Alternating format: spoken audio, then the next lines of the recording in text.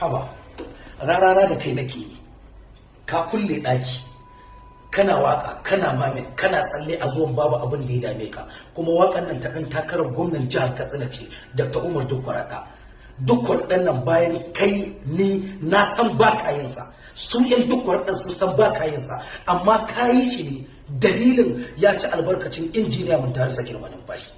Idan har ku injiniya mun tare sa girma numfashi zai ci albarkacin wannan waka, a ce mai girma zababben gwamnan jihar Kano Dr. Abdullahi Umar Ganduje bai ci arzikin ka zo kai dan takararsa da ya nuna dan jihar mu a jihar Kano Dr. Nasiru Yusuf Gawuna ba, sai ka je ka dige da can. To ka kaddara ma mai girma gwamna in ba ka yi dan albarkacinsa ba, ka yi dan albarkacin wanda yake taimakon ka a gwamnatin jihar Kano, mai girma Alhaji Dr.